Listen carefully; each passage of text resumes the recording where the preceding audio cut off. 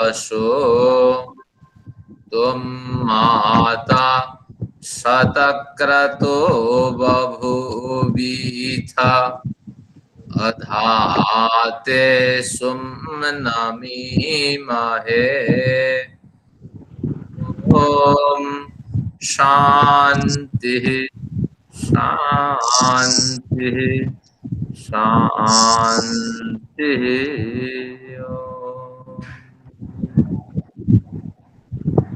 ऋषिगण वंद्य सच्चिदानंदात्मन परम पिता के प्रति हम सभी मिलकर के प्रणाम निवेदित करते हैं। ये बड़ी अनुकंपा है, बड़ा आशीर्वाद है, जिसके कारण विपरीत परिस्थिति में भी हम स्वाध्याय कर पा रहे हैं। योग दर्शन जैसे प्रमुख ग्रंथ है तो उसका अध्ययन भी हम कर पा रहे हैं, समझ पा रहे हैं। आप सभी लोगों का मैं हृदय से धन्यवाद करता हूँ, अभिवादन करता हूँ, कनिष्ठों को प्रति स्नेह निवेदित करता हूँ। सत्र शुरू करते हैं, पूर्व प्रकरण को स्मरण करते हैं। हम तृतीय पाद में प्रवेश कर चुके हैं। तृतीय पाद योग दर्शन का जो है, पाद यानी गति, यानी हमारी जो गति है वो तीसरी सीढ़ी तक आ चुकी है। समाधि पाद में हमने समाधि के स्वरूप का कुछ अध्ययन किया, लेकिन वो सब भूलभाल गया। कोई नहीं, आगे आ रहा है, सभी का स्मरण एक साथ करेंगे। फिर साधन पाद में हमने 3-4 साधनों को बटोरा। जैसे हमने क्रिया योग का अनुष्ठान के बारे में अध्ययन किया।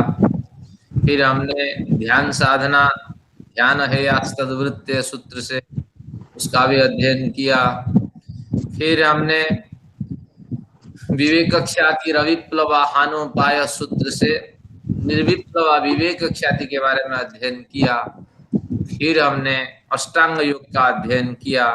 तो इस तरह इसमें द्वितीय पाद में, साधन पाद में ये 3-4 प्रमुख सिद्धांत रहे। क्रिया योग, ध्यान योग, निर्विप्लवा विवेक ख्याति और अष्टांग योग, ये साधन पाद का विषय रहा।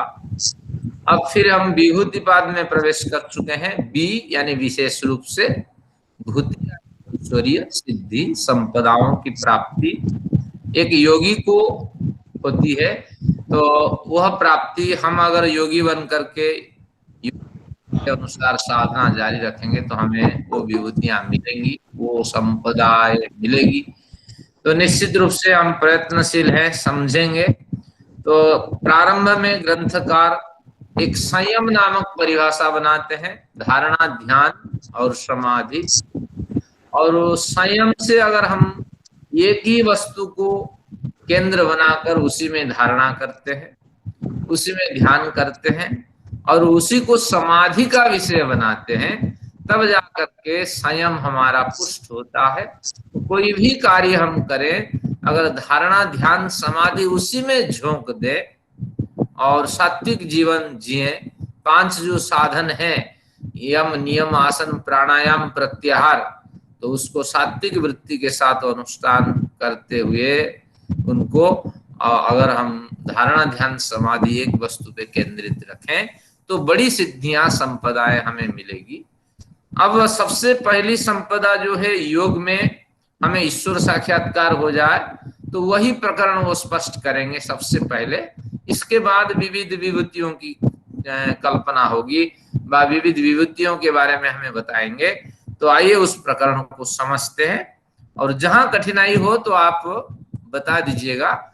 ऐसा नहीं है कि योग दर्शन समझ के बाहर है, लेकिन कुछ जो भाष्यकार होते हैं योग दर्शन के, जो व्यास जी, वो प्रमुख माने जाते हैं, उनके कुछ विचार होते हैं जिनसे हम थोड़ा भटक जाते हैं।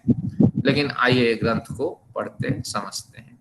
देखिए, यही पूर्व प्रकरण में हमने यहीं से शुरू किया था। त्रयम अंतरंगम पूर्वेभ्य, ध्यान रखना, ध्यान, धारणा, समाधि ये अंतरंग है, और पूर्वेभ्य, पूर्ववर्ती जो 5 पर्याय है अष्टांग योग के, यम, नियम, आसन, प्राणायाम, ये बहिरंग है, ये एक्सटर्नल यूनिट से है।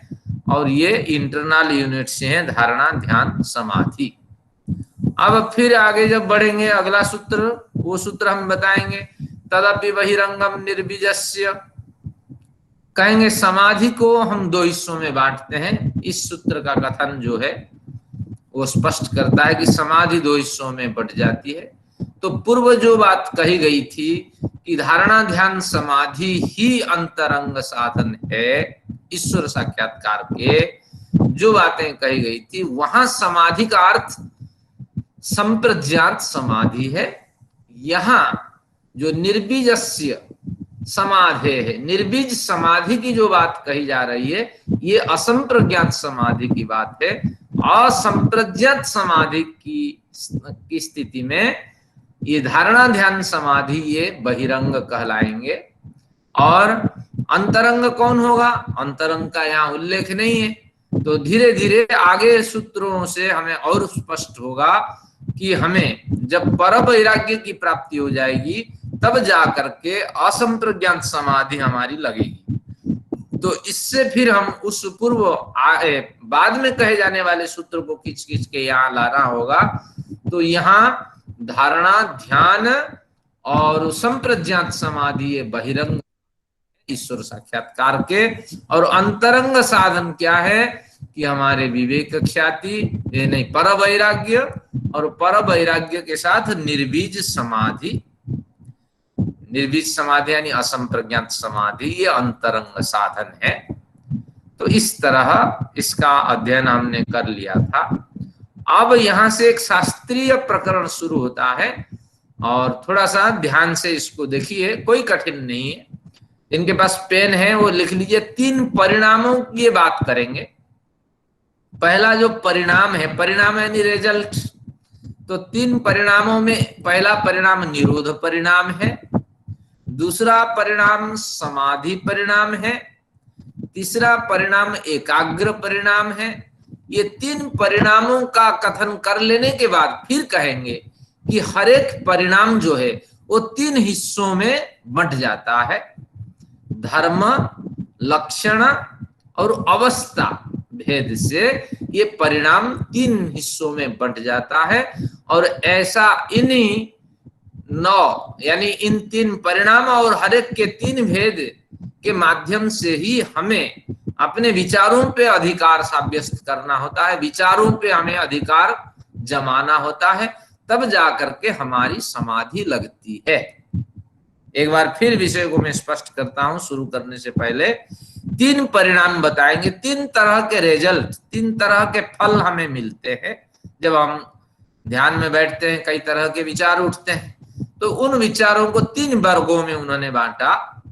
तो पहला जो वर्ग है उसका नाम निरोध वर्ग है, निरोध परिणाम है। दूसरा जो वर्ग है उसका नाम समाधि परिणाम है। तीसरा जो वर्ग है उसका नाम है एकाग्रता परिणाम है। और हर एक परिणाम 3 स्थलों से, 3 अवस्थाओं से गुजरता है। धर्म, लक्षण, अवस्था, ये 3 परिणामों से होके गुजरता है।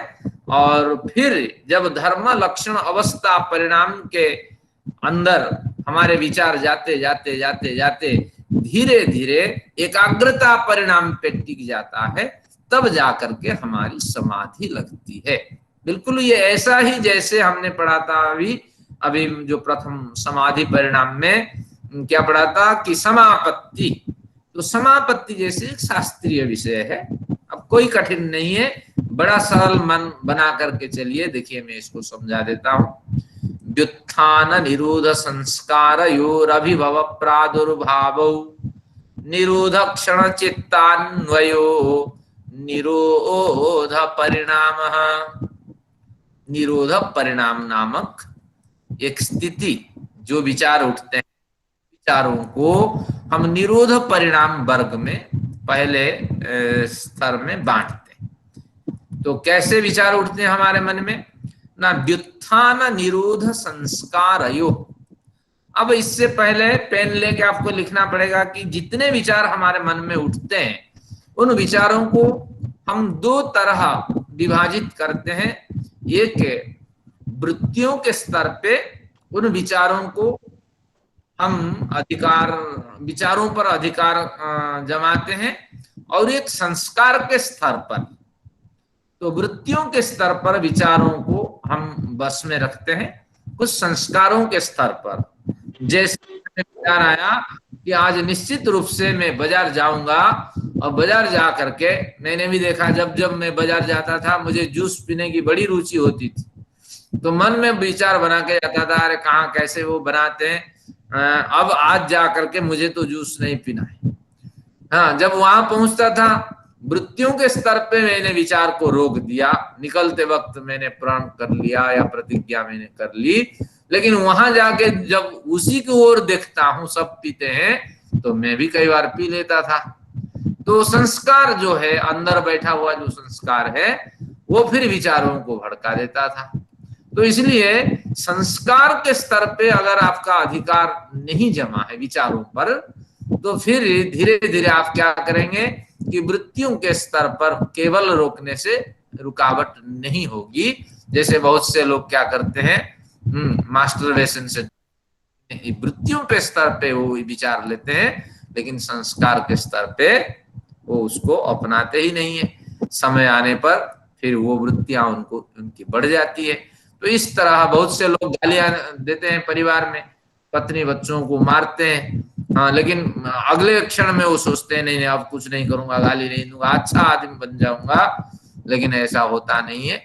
तो वही है, निरोध परिणाम की ओर बढ़ते हैं। अब समझते, व्युत्थान निरोध संस्कारयो, दो तरह के संस्कार है। अब वृत्तियों के स्तर पे हमने विचार बना लिया, अच्छा ही विचार करेंगे, जब भी ध्यान करेंगे ईश्वर का ही ध्यान करेंगे, बल्कि एक प्रतिज्ञा की जाती है ध्यान के समय पर। मंगलवार को ध्यान साधना का सत्र रखते हैं कि अब मैं सांसारिक विषय का त्याग कर केवल और केवल ही ईश्वर के विषय का स्मरण करूंगा। इस तरह ये वृत्तियों के स्तर पे हमने संकल्प किया, लेकिन संस्कार के स्तर पर अभी संकल्प हमारा हुआ ही नहीं। तो इसीलिए अब संस्कार के स्तर पे दो तरह के विचार उठते हैं, एक व्युत्थान विचार उठते हैं, एक निरोध विचार उठते हैं। व्युत्थान शब्द को तोड़ देते हैं, बी जमा उत्थान, बी विशेष रूप से, विविध रूप से, उत्थान उठने वाली वृत्तियां, विक्षिप्त वृत्तियां, चारों तरह की वृत्तियां, जो वृत्तियां आपको जो वृत्तियां आपको ग्राह्य नहीं है, जिन वृत्तियों की कोई आवश्यकता नहीं, ऐसी वृत्तियां मन में उठती रहती हैं, ये वृत्तियां। और इसको व्युत्थान को हम गलत वृत्तियां कहते हैं, ध्यान रखना, आगे आएगा। तो इसलिए यहाँ व्युत्थान को विविध परिप्रेक्ष्य में हम विविध स्थल में विविध अर्थ ले सकते हैं, लेकिन ये जो अभी निरोध परिणाम का अर्थ चल रहा है, यहाँ गलत वृत्तियां, गलत विचार, जिनसे हमारा पतन होता है, आत्मा को मलिनता की प्राप्त होती है, वो व्युत्थान है। जैसे योग दर्शन के भाष्य में हमने पढ़ा था, 5 तरह के अंदर जो होते हैं, हमारी भावनाएं होती हैं, हमारी वृत्तियां होती है। एक तो क्षिप्त, मूढ़, विक्षिप्त, एकाग्र, निरुद्ध। अगर ध्यान हो तो स्मरण करिए, क्षिप्त, मूढ़, विक्षिप्त, ये 3 व्युत्थान वृत्तियां हैं। एकाग्र और निरुद्ध, ये दोनों जो है निरोध वृत्तियां हैं। कोई पुस्तक आप पढ़ते हैं, एकाग्र, अग्र यानी बिंदु, एक बिंदु पे आपका ध्यान टिका हुआ होता है, बड़ी एकाग्रता के साथ आप अध्ययन करते हैं, तो उस समय बहुत से कार्य होते हैं। प्रेशर कुकर में सीटी बजती है, बच्चे रोते हैं, पानी आपके बाल्टी में भर के चारों ओर फैल जाता है, बहुत से काम हो जाते हैं, लेकिन आपको ध्यान ही नहीं रहता, बाद में फिर आप पछताते हैं। तो यहाँ अग्र शब्द का अर्थ बिंदु, एक बिंदु पे जब आपकी नजर टिक जाती है, आपकी जो एकाग्रता की, आपकी जो वृत्तियां जब टिक जाती है, तब उसको कहते हैं एकाग्र वृत्ति। अब व्युत्थान लेते हैं, जब क्षिप्त, मूढ़, विक्षिप्त, क्षेपण की विचार आया और चारों ओर आपने फेंक दिया, यानी विचारों में व वृत्तियों में ऐसा कुछ उसके अंदर सत्व विद्यमान है कि ये है, ये ग्राह्य नहीं है, ये सुनने लायक नहीं है, इस पे सोचना ही नहीं है, भले ही वो हितकर विचार है, पहले से ऐसे रैकेट उस व्यक्ति के प्रति बना रखा है, ये व्यक्ति बेईमान है, कुछ भी कहता है, ये ग्राह्य नहीं है, क्योंकि वो व्यक्ति को देखते ही आपके अंदर वो बेईमान, धोखेबाज, इस तरह छलावा से युक्त इस तरह विचार उठता है, तो उस समय विक्षिप्त वृत्ति वहां क्रिया। हर बार हर धोखेबाज से भी कुछ नए बिंदु आपको मिलते हैं, जीवन जीने की नई कलाएं होती है। तो रैकेट को हमेशा किसी व्यक्ति पर ज्यों का त्यों बना करके न रखें, जो भी आपके मन में विचार है उसके प्रति, वो विचार तो है ही, इसके बावजूद इस बार भी उसको सुन लिया जाए, इस बार भी उसको सुन लिया जाए, कहीं ना कहीं काम की चीज मिल जाए, तो ये भावना रखनी होगी। तो ये क्षिप्त मूढ़, मूढ़ यानी मोह से मूर्छित व्यक्ति का नाम मूढ़ है। बिल्कुल इसको ग्रहण करना है, हाँ जो है ग्रहण करना है, विचार नहीं कि किसी तरह परिणाम का चिंतन नहीं, और इस गलत कार्य करने से व ये कार्य को करने से दूसरों को परेशानी होगी, या कोई गलत कार्य करने से जिसके प्रति मैं कर रहा हूं व जिसका हक में छीन रहा हूं उसको परेशानी होगी। तो इस तरह वृत्तियों से जब व्यक्ति रहित हो जाता है उसको कहते हैं मूढ़। मूढ़, मूर्ख तो वही है, मूर्ख कौन है ना, जो मोह से मूर्छित है वही मूर्ख है।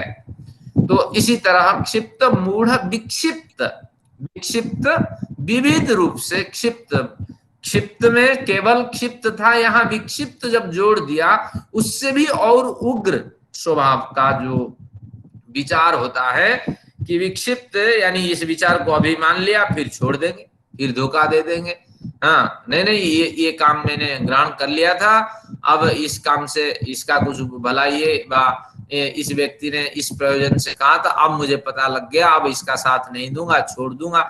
इस तरह बड़ी लड़ाइयां हमारे देश में हुई है और बहुत से राजा हार भी मान चुके हैं, और जो अपने मंत्री लोग हैं वो विक्षिप्त वृत्ति से युक्त होकर के आपने जो विचार है उन विचारों को उन्होंने छोड़ दिया है, जो कमिटमेंट है उसको छोड़ दिया है, और जो गुप्त बातें हैं उन्होंने बताई और राजाओं की हार हुई है।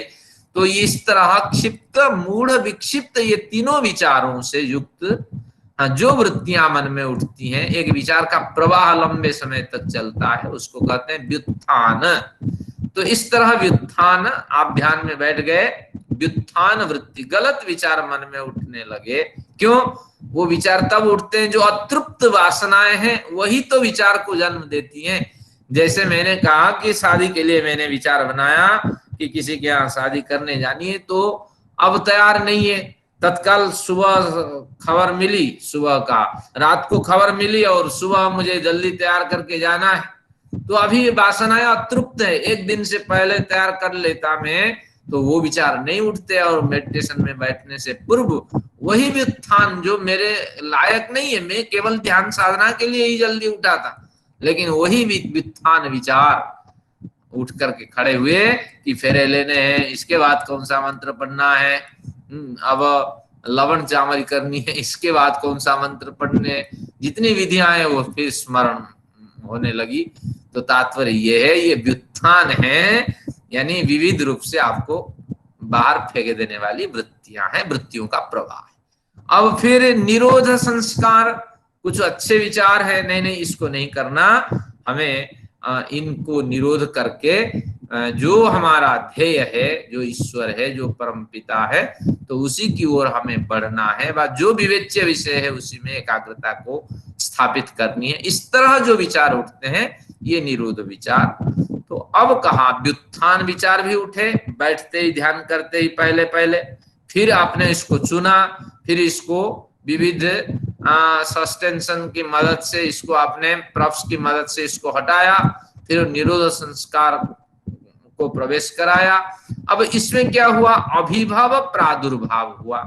अभिभव का मतलब क्षीण, प्रादुर्भाव का मतलब उदय, यहाँ एरो लगा करके लिख दीजिए।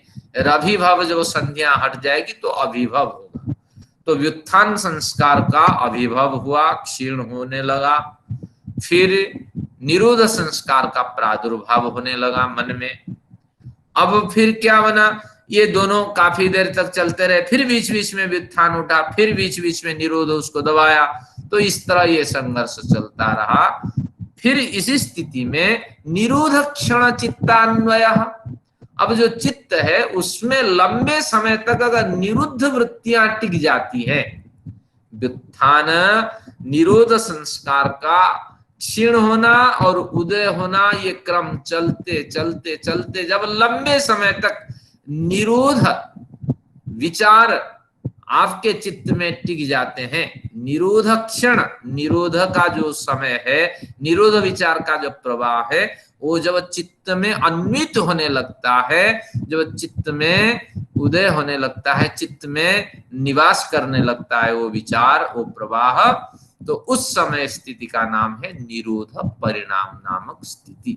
हम अनुभव करते हैं ये सारे, जैसे आप आंख बंद करके बैठेंगे, सारी क्रियाएं तो आप करते हुए आ रहे हैं अष्टांग योग की, लेकिन धीरे धीरे धीरे धीरे ये तो क्लरिकल काम जैसे हैं जो बार बार करते हैं, उनको व्युत्थान संस्कार बड़े प्रभावित करते हैं, क्योंकि क्लरिकल काम खत्म हो जाने के बाद, मंत्र आदि जप लेने के बाद कुछ बचा नहीं आपके पास, अब क्या आप परमपिता का, निराकार ईश्वर का क्या स्मरण करेंगे? तो फिर व्युत्थान संस्कार उठ के आएगा, फिर निरोध संस्कार उसको दबाएगा।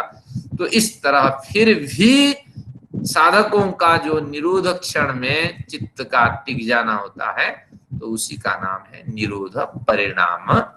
निरोध नामक चित्त का एक चित्त की एक फल प्राप्ति, परिणाम रिजल्ट, फल, तो चित्त को निरोध रूपी फल की प्राप्ति होती है जब इन दोनों वृत्तियों के चलते चलते निरोध परिणाम क्रियाशील हो जाता है।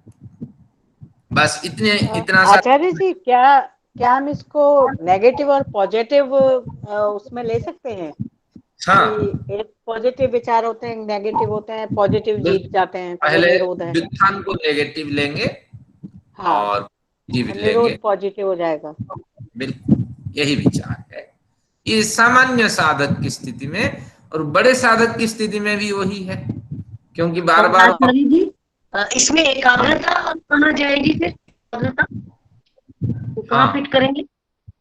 अभी आगे आने वाली है आपकी, आपने अध्ययन किया ना पहले, तो इसलिए ये विचार आप मन में उठते हैं। अभी एकाग्रता को यहाँ छिपा दिया है, क्योंकि एकाग्रता की पीठ पर ही निरोध संस्कार का उदय होगा, तो इसलिए व्युत्थान संस्कार क्षिप्त मूढ़ निरुद्ध, क्षिप्त मूढ़ विक्षिप्त तीनों से व्युत्थान संस्कार, इसके बाद एकाग्रता का संस्कार उदय होगा, और उसी की पीठ पर ही निरोध संस्कार का उदय होगा।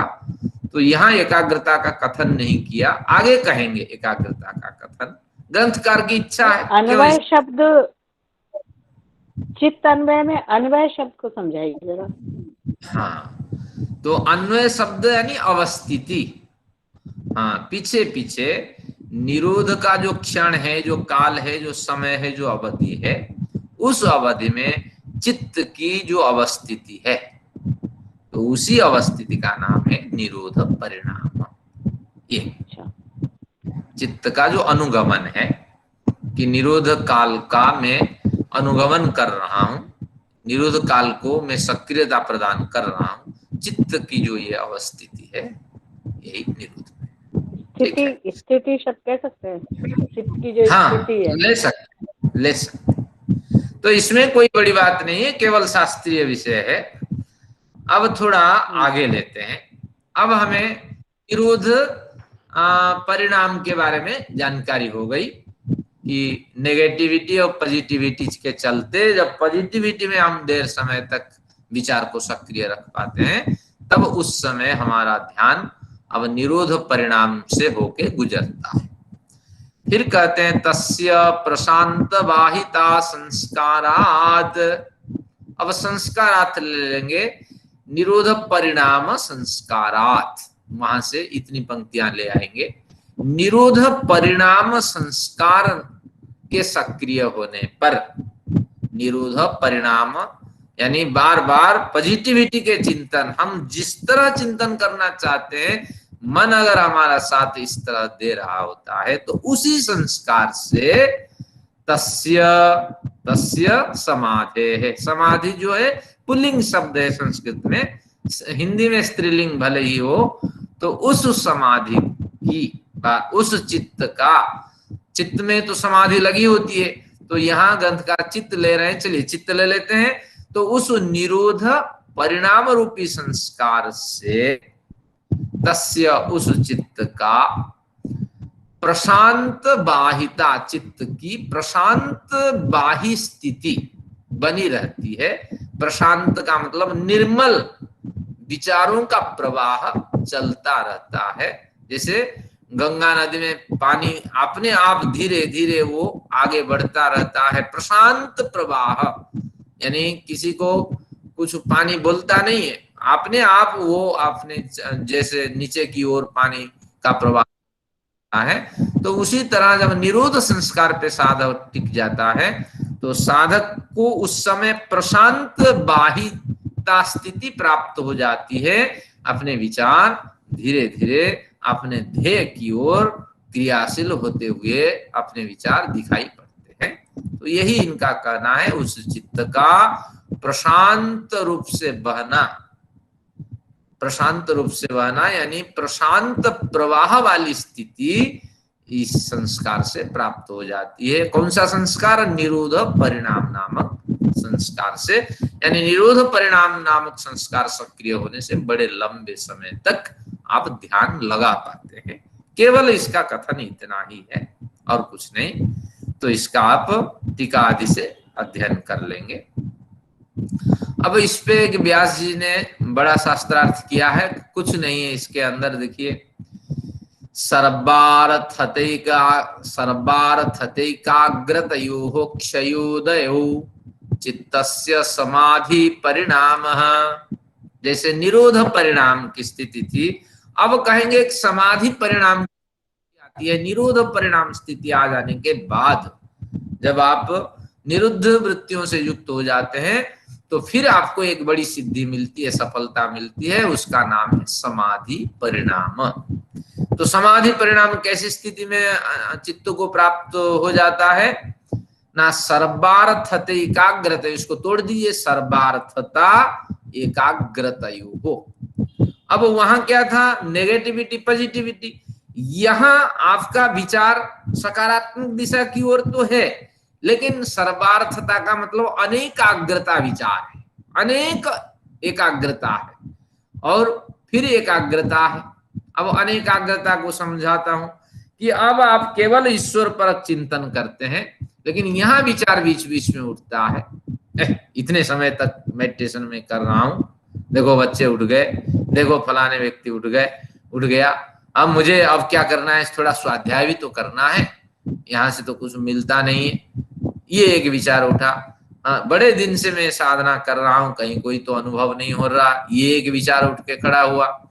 फिर आपके विचार, अरे और भी बड़े काम करने हैं, हाँ, ये विचार उठ के खड़े हुए। हाँ, तो फिर आगे विचार, संध्या भी करनी है, अग्निहोत्र भी करना है, और भी तो बहुत से काम करने हैं। तो इस तरह सात्विक लगे, देखो वहां जाना है, आश्रम जाना है, हवन करना है, ये सब सात्विक विचार है, लेकिन ये उठेंगे, एक साथ उठ के खड़े होंगे तो आपको ध्यान लगने ही नहीं देंगे। एकाग्रता की जगह अनेकाग्रता आपकी प्राप्ति होगी। और सकारात्मक, ये सारे स्वाध्याय भी एक मतलब सकारात्मक विचार है, लेकिन सकारात्मक विचार की अनेकाग्रता होगी, यानी अनेक विचार उठेंगे, सकारात्मक विचार के अनेक विचार उठेंगे। फिर एकाग्रता हो, फिर मन उसको दबाएगा, रुक जाओ, अभी ये काम बाद में कर लेंगे, जितना हो सके हो जाएगा, एक साथ तो सारा काम नहीं हो पाएगा। हम भी बच्चों को ही कहते हैं, बच्चे भी परेशान, देखो ये पढ़ना है, ये पढ़ना है, अब समय नहीं हमारे पास, अब एग्जाम देना है। तो हमें कहना है भैया, एक समय एक व्यक्ति तो एक काम करेगा, तो उसी तरह एकाग्रता की वृत्ति भी उठेगी, रुक जाओ, जितना हो पाएगा उतना हम कर लेंगे। तो हमें तो फिलहाल अपना ध्यान इसी पे केंद्रित करना है, ये पूरा समय ईश्वर चिंतन का है, इसलिए तो हमने इसको समय दिया। तो इसलिए एकाग्रता और सर्वार्थता, अनेकाग्रता और एकाग्रता, सर्वार्थता का ऊपर एरो लगा दीजिए, अनेकाग्रता। तो सकारात्मक विचारों की अनेकाग्रता स्थिति प्राप्त होगी, फिर सकारात्मक विचार की एकाग्रता की स्थिति प्राप्त होगी। तो सर्वार्थता एकाग्रतयोः क्षयोदय, सर्वार्थता का यानी अनेकाग्रता का क्षय हो जाएगा और एकाग्रता का उदय हो जाएगा। तो इस तरह चित्त की ये दोनों स्थितियां बनी रहेगी। अब जब लंबे समय तक वहीं से ले लेंगे कि चित्त लंबे समय तक चित्त में जब एकाग्रता की स्थिति बनी रहेगी तो उस समय समाधि परिणाम, चित्त को समाधि परिणाम नामक सिद्धि की प्राप्ति होगी। तो यानी जो हम ध्यान करते हैं उसके अंदर बड़ी बारीकियां होती है, ग्रंथकार उसी को खोलते हैं, इसमें कोई बड़ी बात नहीं है, लेकिन हमें इसकी जानकारी नहीं हो पाती है। यानी सबसे पहले हमें निरोध परिणाम की प्राप्ति होती है, फिर निरोध परिणाम में सकारात्मक विचार में भी अनेकाग्रता और एकाग्रता की स्थिति होती है, और इसके बाद जो स्थिति एकाग्रता में टिक जाती है उसका नाम है समाधि परिणाम नामक स्थिति। तो इसका भी हमने अध्ययन कर लिया। अब देखते हैं क्या कहते हैं। अब कहते हैं ततः पुनः शांतोदितौ तुल्य प्रत्ययौ चित्तस्य एकाग्रता परिणामः। ततः पुनः शांतोदितौ तुल्य प्रत्ययौ चित्तस्य एकाग्रता परिणाम। एक विनोद का विषय स्मरण हुआ। तो अब मैंने अभी नगद एक परिवार का विवाह कराने गया था। कन्यादान के बाद एक होता है कुछ दान देना होता है, तिल सुवर्ण दान। तो दान के लिए संकल्प हुआ और दान मैंने उसी के दामाद के जेब में डाल दिया। तो यजमान का, हमारे पंडित तो ऐसे नहीं करते हैं, वो तो दान को लेके जेब में डाल देते हैं। मैंने कहा जिन्होंने दान लिया कन्यादान, दक्षिणा तो वही लेगा ना, तो मैं क्यों लूं। तो इसलिए ना बढ़िया मंत्र तो आप पढ़ते हैं, तो अब मंत्र में पढ़ता हूँ दान दक्षिणा का मंत्र। इस तरह पंडित पढ़ता है, जब उसको मिलेगा दक्षिणा मिलेगी ना तो बढ़िया स्वर पाठ करता है। ततः पुनः शांतोदितौ तुल्य प्रत्ययौ चित्तस्य एकाग्रता परिणामः। ये क्या कहता है, ततः यानी उस स्थिति के पश्चात जब निरोध परिणाम हमें प्राप्त हो गया और फिर हमें समाधि परिणाम का भी हमें प्राप्ति हो गई, तो ततः पुनः उसके बाद पुनः फिर एक और परिणाम से हम गुजरते हैं। अब उस परिणाम का नाम है एकाग्रता परिणाम। तो इसमें क्या होता है, शांतोदितौ, शांत और उदित। अब देखिए पहले में नेगेटिविटी पॉजिटिविटी, इनमें पॉजिटिविटी क्रियाशील रही, पॉजिटिविटी में अनेकाग्रता एकाग्रता, उसमें एकाग्रता क्रियाशील रही। अब यहाँ क्या है, जो एकाग्रता अभी क्रियाशील है वह एकाग्रता धीरे धीरे शांत हो जाती है, फिर नई एकाग्रता की उत्पत्ति होती है, फिर तुल्य प्रत्यय। इस तरह इनकी क्या क्षीण होना और उदय होने की जो वृत्ति है, इनके क्षीण होना और उत्पन्न होना, तो इस तरह की जो स्थिति है इनकी बनी रहती है। तो तुल्य प्रत्यय का अर्थ समान रूप से ये जो एकाग्रता, जिस एकाग्रता का आप स्मरण कर रहे होते हैं, जिस ईश्वर का स्मरण कर रहे होते हैं, वो धीरे धीरे वो विचार शांत हो जाता है, फिर एक नए विचार को आपको जन्म देना होता है, वह विचार भी शांत हो जाता है, फिर एक नए विचार इसमें उत्पन्न होता है। तो इस तरह आपके मन में ये विचार से उत्पन्न होते हैं और इसको हम प्रॉप्स कहते हैं। जब आपके मन उब जाए, व्यापक है और मैं अनुभव कर रहा हूं, वो मुझे देख रहा है, सुन रहा है। अब इस विचार के बाद आपके पास कोई है नहीं, प्रॉप है, आप कैसे यूज करेंगे। तो कुछ मंत्र इसमें हम रखते हैं, फिर उस मंत्र का पाठ करते हैं। जैसे एक मंत्र में सुनाता हूं आपको, जीवान्नो अभिधेतन आदित्यासु पुरा हठात कद्धस्थ हवन श्रुत। हवन श्रुत है पुकार को सुनने वाले परम पिता। कद्धस्थ, तुम कहां पर हो। तुम, शास्त्र कहते हैं, वेद कहते हैं कि तुम हमें देख रहे हो, सुन रहे हो, हमसे बातचीत करने के लिए व्यग्र हो, तुम कहां पर हो। कद्धस्थ, और पुकार को सुनने वाले, भावनाओं को समझने वाले। जीवान्नो अभिधेतन, जीवान्न अभिधेतन, जीवित अवस्था में हम आपकी स्तुति कर रहे हैं, इस जीवित अवस्था में न अभी हमारे निकट ध्येय तना दौड़ करके तो आ जाओ, किसी तरह हमारे निकट पहुंचो, हमारे ज्ञान के विषय बनो, हम आपको समझ पाए, अनुभव कर पाए। जीवाणु अभिधेतना आदित्यासो पुरा हठात, हठात पुरा, मेरी मौत हो जाने से पूर्व ये काम आप कर लेना। मैं कल भी ध्यान लगाऊंगा, परसों भी ध्यान लगाऊंगा, मेरी मृत्यु से पूर्व एक बार तो तुम मुझे अनुभव के गोचर बन जाओ। तो इस तरह विचारों को उठाने से फिर क्या होता है कि कुछ नए विचार उदय होते हैं, फिर इस विचार में थोड़ी देर आप ध्यान करते हैं, फिर कुछ प्रॉप यूज करना पड़ता है, फिर इसको जगाना पड़ता है। तो इस तरह स्थितियों से साधक गुजरता है, तब जाकर के उसको एकाग्रता परिणाम की प्राप्ति होती है। तो इसलिए ये मेडिटेशन से पूर्व इसका अध्ययन करना जरूरी था। तो ये कुछ प्रकरण हमने लिया, तो अब धीरे धीरे शांत वही एकाग्रता जो पूर्व परिणाम में हमें प्राप्त थी, तो उस एकाग्रता परिणाम से जो एकाग्र वृत्ति हमारी बनी हुई है, तो वो वृत्तियां धीरे धीरे शांत हो जाती है, फिर नई वृत्तियां उत्पन्न होती हैं। तो तुल्य प्रत्यय, फिर प्रत्यय यानी ज्ञान, तो ये ज्ञान शांत होना और उत्पन्न होना, ये तुल्य समान रूप से ये ज्ञान चलते रहते हैं। और चित्तस्य एकाग्रता परिणाम, तो इस तरह चित्त फिर एकाग्रता परिणाम से बंध जाता है। और समाधि की सबसे उच्च स्थिति है एकाग्रता परिणाम है। और इसी एकाग्रता, अब अनुराधा जी कहेंगे निरोध परिणाम, तो पहले ग्रंथकार ने कहा था, किसने, व्यास भाष्य ने कहा था कि निरोध परिणाम अंतिम परिणाम है, क्योंकि क्षिप्त मूढ़ विक्षिप्त एकाग्र और निरुद्ध वृत्ति को अंतिम वृत्ति माना था।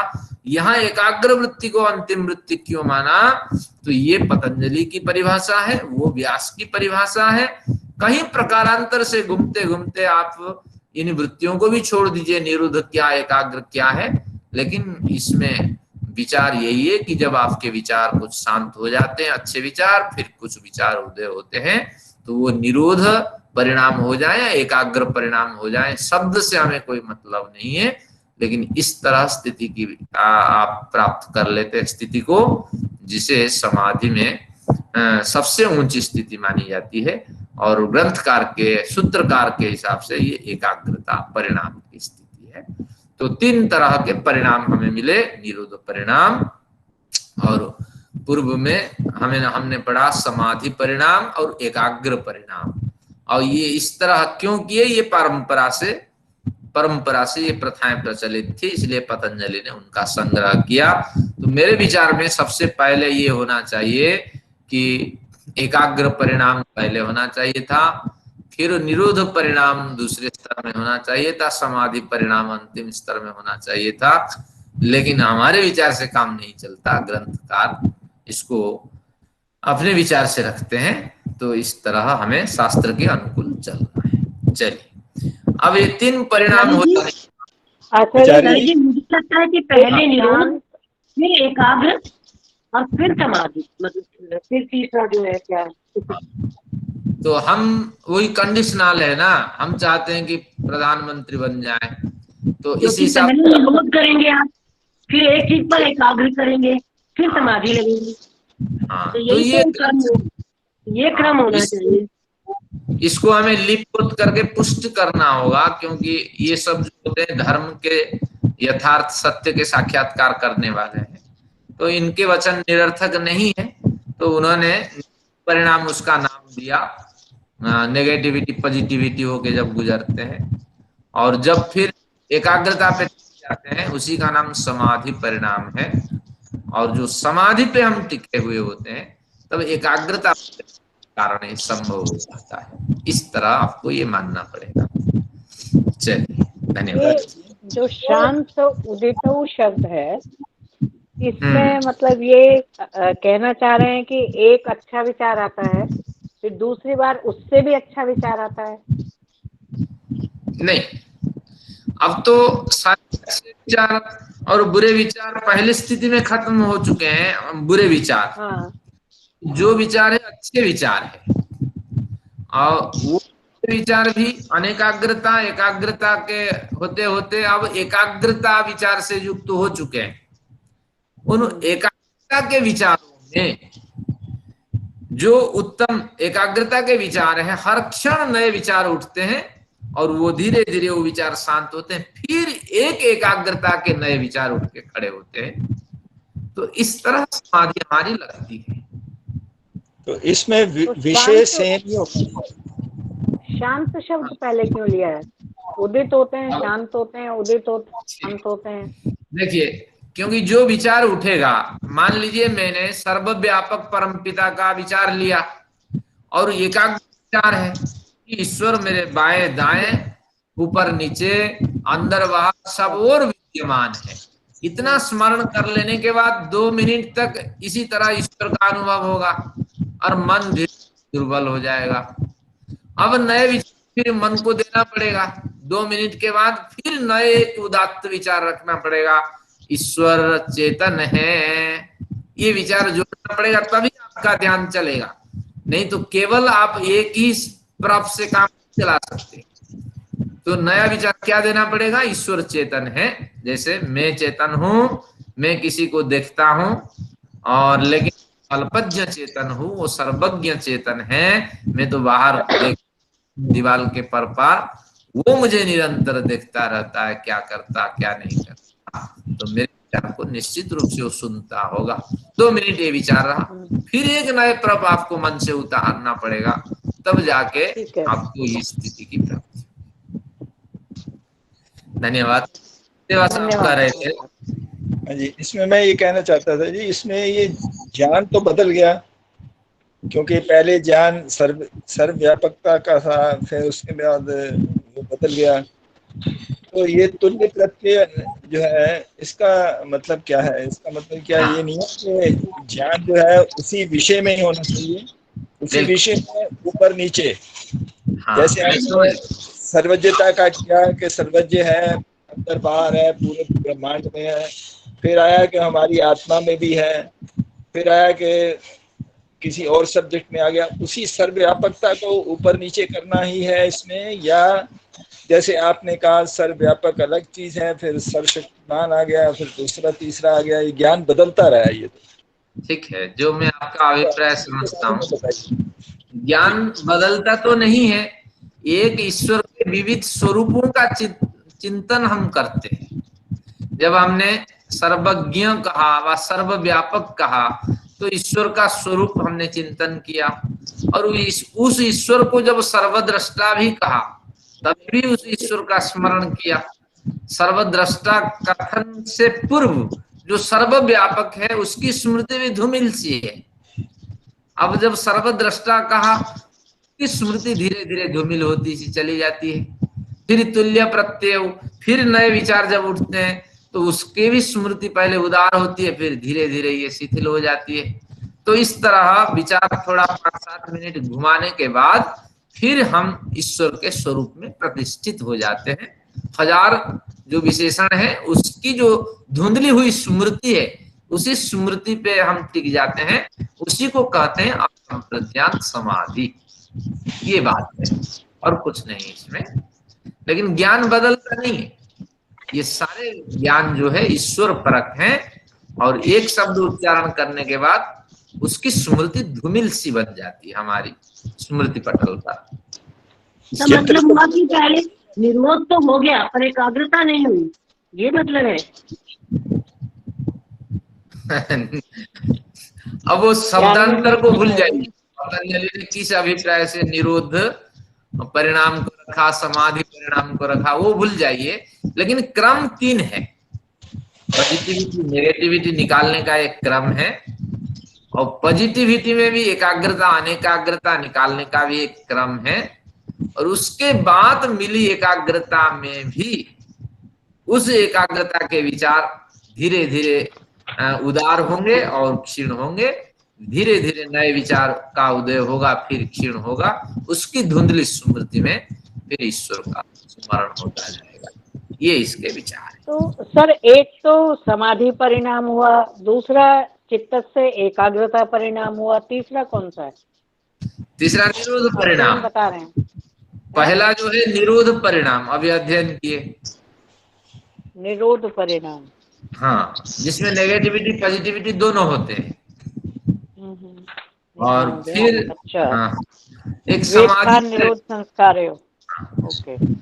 ये शब्दावली भूल जाइए, केवल ये हाँ, टेक्निक है, और शब्दावली के हिसाब से चलेंगे तो यहाँ हम पकड़ नहीं पाएंगे उसका अभिप्राय। ढूंढना तो तो पड़ेगा ना सर। हाँ, तो समाधि परिणाम अगर हमें मिलती है तो उसमें हम क्या करते हैं, केवल पॉजिटिविटी के अनेकाग्र इन दोनों की समीक्षा करते हैं। और यहाँ जो परिणाम हमारे समक्ष है ये है एकाग्रता। इसमें हमें जो अच्छे विचार होते हैं उन्हीं का उदय और उन्हीं का विनाश मिलते रहते हैं। विनाश धुंधली हो जानी उस स्मृतियों की, ये विचार हमें मिलते रहते हैं, फिर नए विचार उठाते हैं इस तरह। तो देखिए हमारे ग्रंथकार क्या लिखते हैं, इसको पढ़ने से शायद आपके विचार कुछ शांत हो जाए। ततः पुनः उस स्थिति के पश्चात, यानी समाधि परिणाम प्राप्त हो जाने के पश्चात, शांत उदित, शांत और उदित हुए तुल्य प्रत्यय समान ज्ञान। अब कौन सा ज्ञान ना, हमें जो समाधि परिणाम में एकाग्रता रूपी ज्ञान प्राप्त हो चुका है, तो चित्तस्य एकाग्रता परिणाम, चित्त का एकाग्रता परिणाम है। इन्होंने बढ़िया स्पष्ट नहीं किया। अब देखते हैं क्या लिखते हैं। चित्त के समाधि परिणाम के पश्चात एक ही वस्तु विषय का समान ज्ञान का शांत होना और उभरना रूपी क्रम चलता है, तो यह चित्त का एकाग्रता परिणाम है। इसी में थोड़ा उन्होंने स्पष्ट किया कि एक ही वस्तु विषय समान ज्ञान का शांत होना, ईश्वर एक ही वस्तु है, जितने भी हम प्रॉप्स यूज करते हैं, जितने भी उसके विशेषण यूज करते हैं, तो उस ईश्वर विषय प्रॉप्स हैं, विशेषण हैं।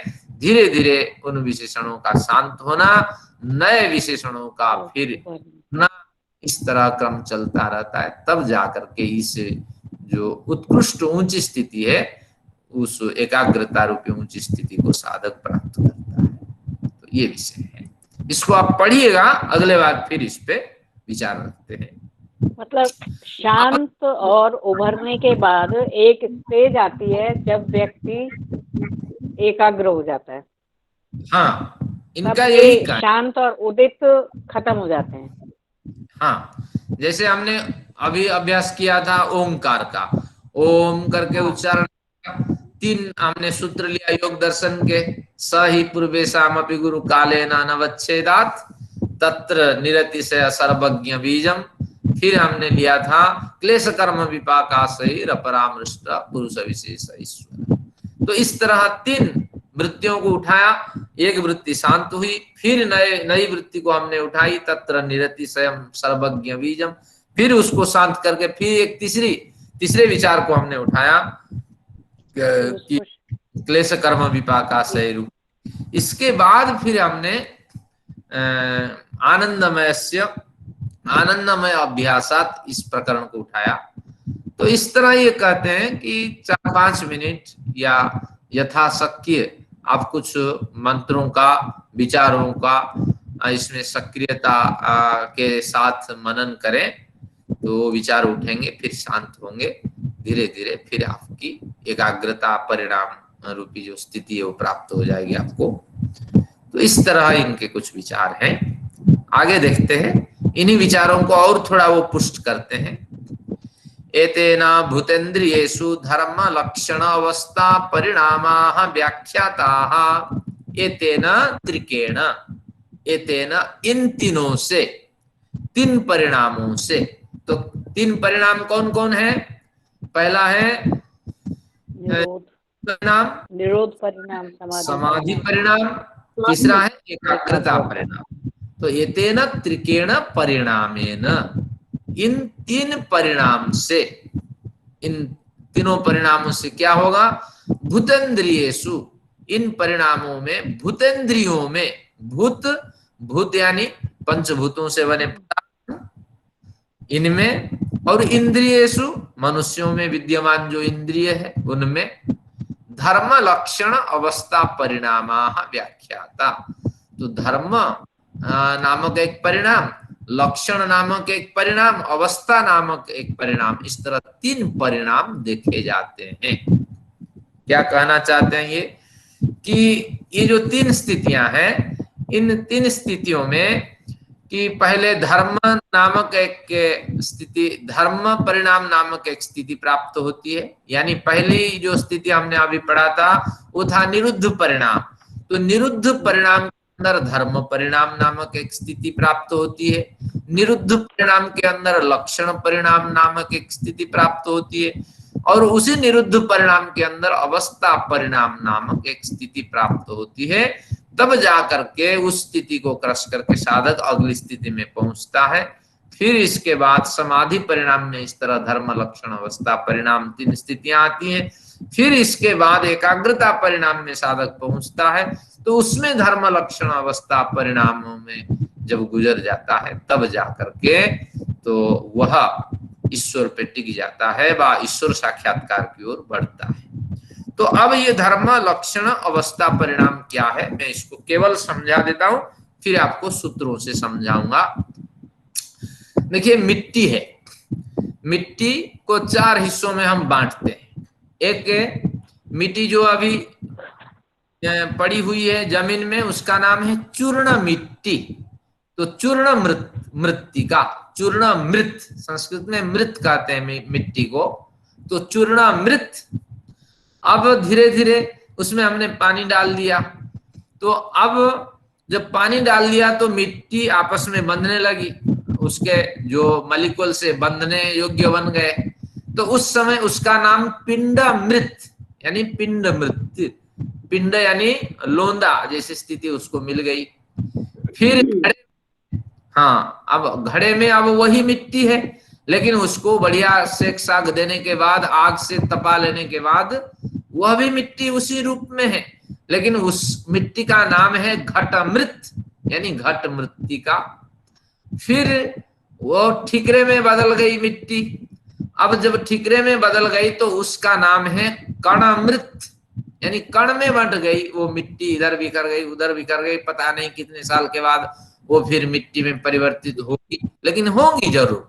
तो इस तरह मिट्टी को 4 हिस्सों में बांट दिए, एक चूर्ण मृत, एक पिंड मृत, एक घटा मृत और एक कण मृत। ये 4 हिस्सों में मिट्टी को हमने बांटा। अब आते हैं, ये क्या कहते हैं, धर्म क्या है। एक घड़ा को ले लेते हैं। अब इसी घड़े में जो मिट्टी लगी है, वह मिट्टी एक बार घड़े को उत्पन्न करने के धर्मों से युक्त थी या नहीं थी, चारों ओर फैली पड़ी थी, जिसे चूर्ण मृत कहते हैं। उसमें वो धर्म था, निश्चित रूप से वह धर्म से मिट्टी युक्त थी कि निश्चित रूप से वो घड़े जैसे बहुत से पदार्थों को उत्पन्न कर सकने वाली थी, तो इसलिए धर्म से वो युक्त थी। अब लक्षण, तो इसमें हमने पिंड रूप दिया उसको। अब धीरे धीरे उसके लक्षण उभरने लगे, पिंड स्वरूप को मिट्टी प्राप्त हो गई। धीरे धीरे वो कुछ नए सृष्टि की ओर वो मिट्टी संकेत कर रही होती है, जब लोंदा जैसे बनने लगी, तो ये लक्षण परिणाम मिट्टी को मिली। अब एक अवस्था परिणाम है, अब घड़ा बन के तैयार है। अब तैयार हो जाने के बाद वो घड़ा निश्चित रूप से विनाश को भी तो प्राप्त करेगा, तो अवस्था परिणामों से वो घड़ा गुजरा और धीरे धीरे ठीकरे में बदल गया। तो अब वो मिट्टी धीरे धीरे बदलती हुई चली गई। तो इसी तरह 3 परिणाम अब हर वस्तु के, आपको भूतों में यानी इस सृष्टि में कोई भी पदार्थ है, 3 परिणाम होके गुजरता है। एक धर्म परिणाम, एक लक्षण परिणाम, एक अवस्था परिणाम होकर के गुजरता है। अब प्रश्न उठा, ये धर्म लक्षण अवस्था परिणाम के साथ इस मेडिटेशन का क्या संबंध है? न मेडिटेशन का संबंध है। अभी विचार आपके मन में उठा कि मुझे ईश्वर का चिंतन करना है, लेकिन अभी जो विचार उठा, यह विचार वर्षों पहले आपके मन में ऐसे ही कुछ विचार उठ रहे थे और पीछे जा रहे थे, उठ रहे थे पीछे जा रहे थे। ईश्वर का चिंतन करना इस तरह धर्म से ये विचार कुछ युक्त थे, तभी ना आपने अनुकूल समय प्राप्त होने पर उन धर्मों को समेटा और उनको लक्षण परिणाम में आपने जोड़ दिया। जैसे बिखरी हुई मिट्टी पड़ी हुई थी, उसमें घड़े को उत्पन्न करने के धर्म सुप्त थे। तो इस तरह जब जब आपको ईश्वर का चिंतन मनन सत्संग सुनने को अवसर मिलता था, तब तब आप सोचते थे कुछ तो समय निकालना यार, सुनना, क्या बढ़िया ये संगीत गाता है, क्या बढ़िया सिद्धांत तो समझा, पढ़ें लिखें। तो इस तरह धर्म वृत्ति यानी जो विचार आपके उठते हैं वो धर्म में विचार आपके विद्यमान थे। फिर धीरे धीरे आपके मन में विचार दृढ़ होता गया और कोई मार्गदर्शक मिलता गया, तो वह विचार लक्षण परिणाम में बदल गया। अब आप लक्षण परिणाम से युक्त होकर के घड़े को जन्म दिए, यानी अब तो मेडिटेशन करना ही है। 60 क्लासेस 30 क्लासेस कह करके अभी 45-46 क्लास में आचार्य जी ले रहे हैं कि 100वीं क्लास भी हो, मैं भी अटेंड करने के लिए तैयार हूं। तो अवस्था परिणाम से आप युक्त हो गए। धीरे धीरे जैसे घड़ा टूट जाता है, तो इसी तरह शरीर शांत होता चला जाएगा। ये विचार भी आपके टूटते हुए चले जाएंगे। अगर ऐसी स्थिति आपकी प्राप्त हो जाती है, तो तात्पर्य ये हुआ धर्म लक्षण अवस्था परिणाम हर वस्तु को मिलती है। तो भूत का मतलब 5 भूतों से बने हर पिंड, हर प्राणी और हर विचार। तो इस तरह धर्म लक्षण अवस्था परिणाम होके ये सब गुजरते हैं। अब इंद्रियों में भी यही विचार है। इंद्रियों में भी अभी आंख आपकी खुल रही है और बंद हो रही है। तो इसका मतलब है कि देखने की शक्ति भी आंख में है, न देखने की शक्ति भी आंख में है। तो ये धर्म परिणाम से आंख युक्त है। अब इसी को लाइए लक्षण परिणाम में बदलते हैं। जब आंख निर्निमेष दृष्टि से किसी वस्तु को देखती है, तब ये लक्षण परिणाम से युक्त हो जाती है। उस वस्तु के बारे में जानकारी प्राप्त करती है, व्यवहार सिद्ध करती है आंख। तो ये लक्षण परिणाम से युक्त है। लेकिन धीरे धीरे आंख फिर वहां से दृष्टि हटा करके और कहीं आंख अपनी दृष्टि को स्थापित करती है। तो तात्पर्य ये हुआ कि धीरे धीरे अवस्था परिणाम भी बदलता है, क्योंकि उससे काम नहीं चलने वाला है और भी सामाजिक कार्य करने। तो इस तरह हर एक इंद्रियों में आप कल्पना कर सकते हैं कि इस तरह धर्म लक्षण और अवस्था परिणाम होकर के हमारे विचार गुजरते हैं। अब 3 जो हमने अभी परिणाम अध्ययन किया था, उनमें हम जोड़ते हैं। प्रारंभिक परिणाम जो था वो क्या था हमारा, कि निरुद्ध परिणाम, अच्छे विचार ये उठ रहे थे। जो गलत विचार थे वो भी धर्म लक्षण से युक्त थे, जो अच्छे विचार थे वो भी धर्म लक्षण से युक्त थे। धीरे धीरे वो सक्रिय हुए, तो अब लक्षण परिणाम से युक्त हुए। फिर धीरे धीरे वो सक्रिय हो जाने के बाद जब केवल ही अच्छे विचार में हम प्रवृत्त हो गए, तो हमारा निरुद्ध परिणाम हुआ। तो अवस्था परिणाम से हम युक्त हो गए और धीरे धीरे वो परिणाम भी समाप्त हुआ। एक नए परिणाम में हमारा प्रवेश हुआ, उसका नाम है समाधि परिणाम। तो वहां भी ये 3 स्थितियां हुई। समाधि परिणाम में क्या है, अच्छे विचारों में हम गुजर रहे होते हैं, लेकिन अच्छे विचारों में अनेकाग्र वृत्ति और एकाग्र वृत्ति ये दोनों होती है। अनेकाग्र वृत्तियां भी इसी शरीर में, इसी विचार में मौजूद थी और एकाग्र वृत्ति भी मौजूद थी। तो वह है धर्म। फिर जब सक्रिय हो जाती हैं दोनों वृत्तियां, तब लक्षण। फिर जब एक में प्रतिष्ठित हो जाती हैं, तो अवस्था परिणाम। अब फिर हम अवस्था परिणाम को प्राप्त करके आते हैं एकाग्रता परिणाम की स्थिति में। वहां एकाग्रता परिणाम में अच्छे विचार उठते हैं, लेकिन ज्यादा देर तक वो विचार टिक नहीं पाते हैं, वो भी धीरे धीरे शांत हो जाते हैं। फिर नए विचार उठ के खड़े होते हैं। तो इसी को अच्छे विचार, नए विचार उठने और शांत होने के धर्म से युक्त थे ये सारे विचार, इसलिए वो धर्म लक्ष्य धर्म परिणाम से युक्त थे। फिर जब किसी बड़े लंबे समय तक अच्छे विचार सक्रिय रहे, तो उस समय वो लक्षण परिणाम से युक्त रहे। फिर धीरे धीरे वो विचार ढलने लगे, शांत होने लगे, तो ये अवस्था परिणाम नामक स्थिति को प्राप्त कर गए। तो यानी हर भूत और हर इंद्रियों में ये धर्म लक्षण अवस्था परिणाम, ये 3 अवस्थाएं देखी जाती हैं। तो इस तरह हमारी जो साधना होगी, जो विचार उठेंगे, तो धर्म लक्षण अवस्था परिणाम होकर के विचार जाएंगे। तो आपको ध्यान रखना होगा कि जब एकाग्रता की स्थिति प्राप्त होगी, तो उस समय इनके जो विचार होते हैं वो सूक्ष्म होके विद्यमान रहते हैं, नष्ट नहीं होते हैं, शांत, पूर्णतः शांत नहीं होते हैं, धुंधल सी इनकी स्मृतियां बनी होती है। तो कम से कम 7-8 अगर बढ़िया ईश्वर के विचार आप उभार पाएंगे, ईश्वर सर्वव्यापक है, चेतन है, न्यायकारी है, सर्वद्रष्टा है, तो इस तरह अच्छे विचार अगर उभार पाते हैं तो निश्चित रूप से आनंदमय अभ्यासात इस सूत्र पे आप अपने को केंद्रित कर पाएंगे। तो ये कुछ विचार है।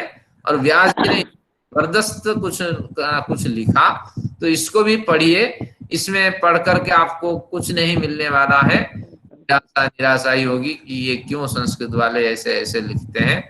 तो अब मैं आपको स्वामी सत्यपति जी ने कुछ विचार आपके लिए रखा है, तो उसके बारे में परिचय करा देता हूँ। थोड़ा सा समय हमारा भाग। जी एक शंका दिमाग में आई कि आपने जैसे मिट्टी का एग्जाम्पल दिया, उसमें पिंड बनने का धर्म होगा तभी वो घट बनेगा ना, परंतु कुछ मिट्टी है जिसमें पिंड बनने का धर्म होता ही नहीं है, भुरभुरी मिट्टी जैसे है, तो क्या उनको ले सकते हैं? उनको लेंगे तो आगे परिणाम आएगा ही नहीं। आएगा, उनसे भी और कुछ बनेगा। जरूर नहीं कि हर मिट्टी घड़े के लिए तैयार हो, वो मिट्टी पत्थर से युक्त है तो उनसे भी कुछ बन सकता है। जो बनेगा वो उसका लक्षण परिणाम होगा, फिर वो लक्षण परिणाम अवस्था परिणाम होके गुजरेगा।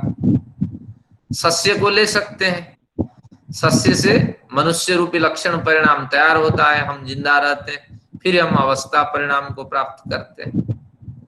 तो इस तरह के ये विचार होते हैं।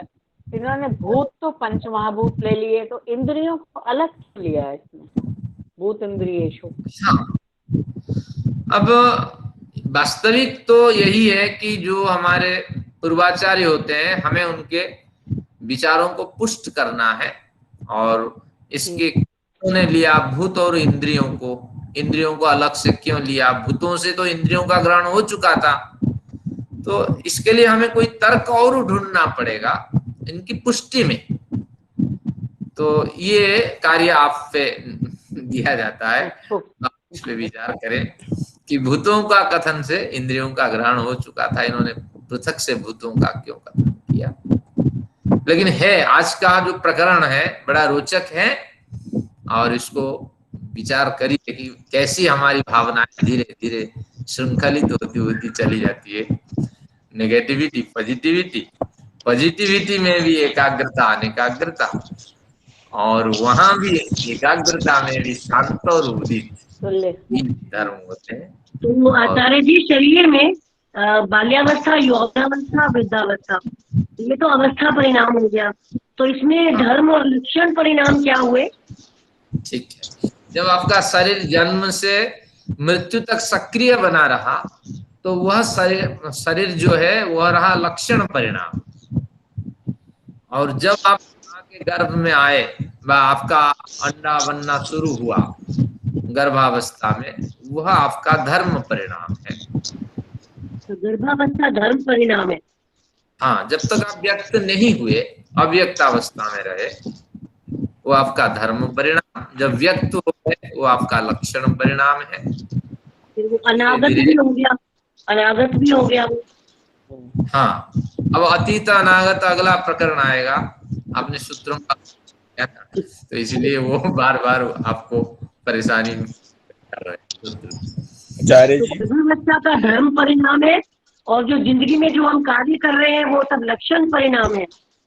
हाँ, जब हम लक्षण परिणाम कालों से बंटा जाता है।